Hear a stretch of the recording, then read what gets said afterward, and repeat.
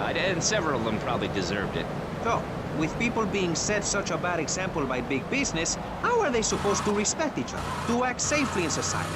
And how are they policed by a demoralized and underfunded police force? Well, I'm afraid that's apparently quite a difficult question, but my solution is easy.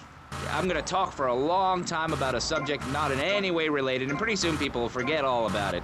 I'll remind people that I have a great haircut, and that under my stewardship, Vice City has had on average 15% better weather than before, while crime rates only go up if you don't turn the graph upside down.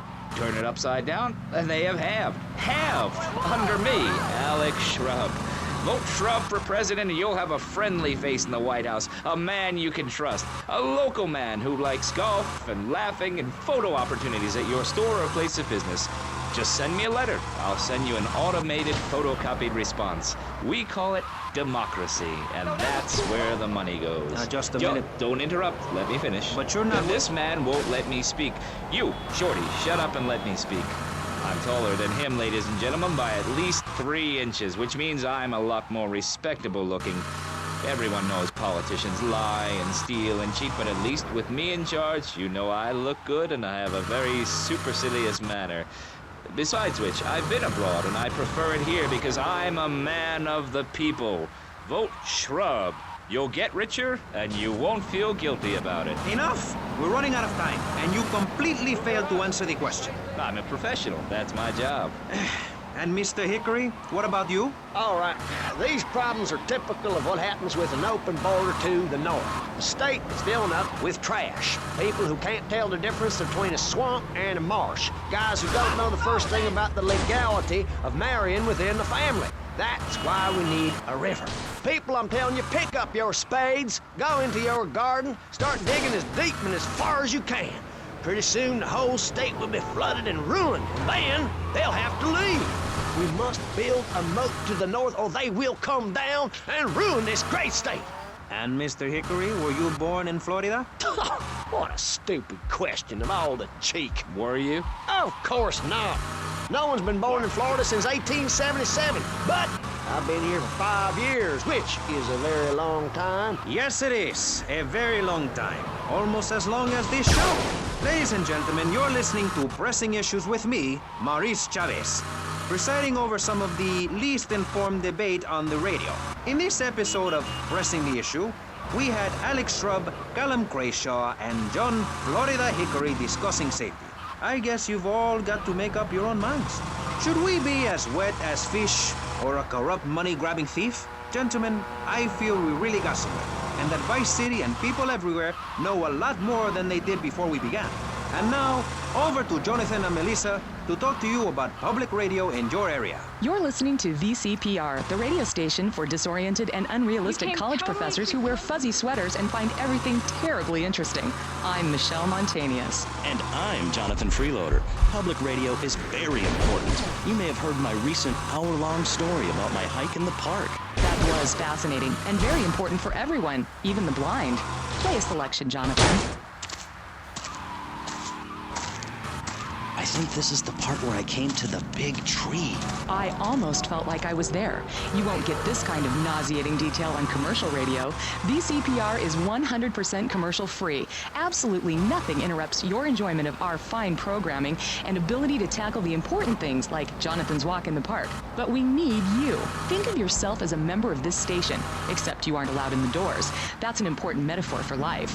Yes, how wonderful would it be to own an hour of this radio station? We just got an enormous pledge from Farewell Ranch. That's great. Farewell Ranch is a great place to take your loved one. Just dial 866-9-BURY-ME. Remember, VCPR is commercial and interest-free. Donate your money now. Let's get back to pressing issues. Thank you, guys. So, we're back on Pressing Issues.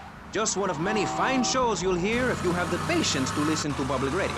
Although thanks to the many awards we have won, Pressing Issues has extended playtime and is the #1 rated show in the Vice City area. I'm your very entertaining host, Maurice Chavez, a man climbing the broadcasting ladder at a rate of 6 knots. 6 years ago, I was a clown, and now I'm a success. Think about it. Imagine where I could be in 10 years. I could achieve anything. Anyway, morality. What is it? Why do we need it? Our ancestors, shortly after discovering fire, built tools to beat each other over the head and discover how to make meat to celebrate with afterwards. Then Columbus came over, shut down the Pilgrim Discos. Why? All very confusing if you ask me. And you did. And I asked myself, that is a perfect subject for a region-wide discussion show, which is very lucky because I happen to host one. To discuss the subject of morality, we have firebrand preacher Pastor Richards, the head of the Pastor Richards Salvation Statue Organization, a group which plans to raise enough money to build a statue of Pastor Richards himself. We also have John Brown, leader of Moms Against Popular Culture, or MAPC, or is it MAPS? MAP-K, I don't know. We're deep in acronym hell right now, or is it purgatory? And finally, we have Barry Stark, author of the book As Nature Intended.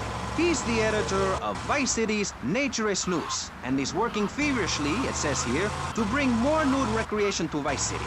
To protect the dignity of our other panelists, we place Mr. Barry Stark behind a divider. I'm naked back here. It's my right as a person.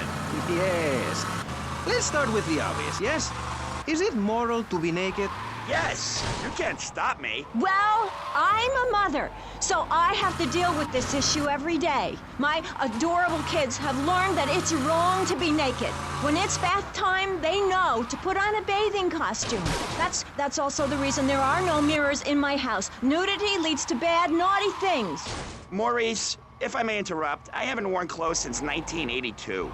Clothes are seriously unnatural. Didn't you guys learn anything from the 60s? I had a revelation when I was on holiday in Germany. I'd always felt very constricted. Then it hit me like a slippery fish. Clothes are plain wrong. When you're born, you're not wearing any clothes.